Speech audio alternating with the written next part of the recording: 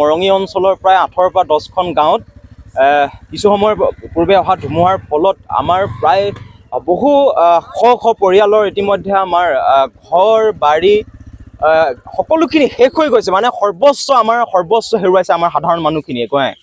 দপাম গাঁৱৰ পৰা আদি কৰি সুন্দৰপুৰৰ পৰা আদি কৰি আমাৰ যিবিলাক গাঁও আছে দাঁতিকৰে গাঁও, এই মানুহখিনি একমাত্ৰ এই সমল বুলিবলৈ এটা মাত্ৰ প্ৰজাঘৰ আছিল, মাত্ৰ এটা শৰণী কোঠা এটা প্ৰজাঘৰে বাস কৰা সাধাৰণ মানুহ, খেতিয়ক মানুহ, এই মানুহখিনি সাধাৰণ গাঁৱৰ মানুহখিনি এই মানুহখিনি আজি সৰ্বস্ব হেৰুৱাবলগীয়া হ'ল আমাৰ আজি ধুমুহাৰ ফলত। গতিকে এই মুহূৰ্তলৈকে আপোনালোকে দেখিছে গোটেই বাট পথ বন্ধ, মানুহৰ খাবলৈ এমুঠি পানী নাইকিয়া, এমুঠি চাউল নাইকিয়া, গোটেই সকলোখিনি শেষ।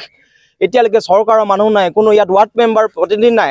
এই মানুহখিনিৰ অৱস্থা নাই, পানীত হাঁহ নচৰা অৱস্থা হৈছে, মানুহৰ ঘৰটোত থাকিবলৈ অৱস্থা নাইকিয়া হৈছে, প্ৰজা ঘৰটো নোহোৱা হৈছে। কিন্তু তাৰপিছত তেওঁলোক এই মুহূৰ্তলৈ আহি আমাক খবৰ লোৱা নাই। আমাৰ ৰাইজে আজি সিদ্ধান্ত লৈছে, যদি ৰাইজক তাৎক্ষণিকভাৱে ক্ষতিপূৰণৰ ব্যৱস্থা নকৰে, আমি ৰাইজৰ কৃষক মুক্তি সংগ্ৰাম সমিতিয়ে ৰাইজৰ দুখৰ সমভাগী হৈছোঁ। আমি দিনটো নালাগে, আজি গোটেই ৰাতিটো আজি আমি ৰাইজৰ লগত থাকিম, প্ৰজা ঘৰত বাস কৰিম। আমাৰ এটা কথা, আমাৰ ৰাইজে উচিত ক্ষতিপূৰণ পাব লাগিব।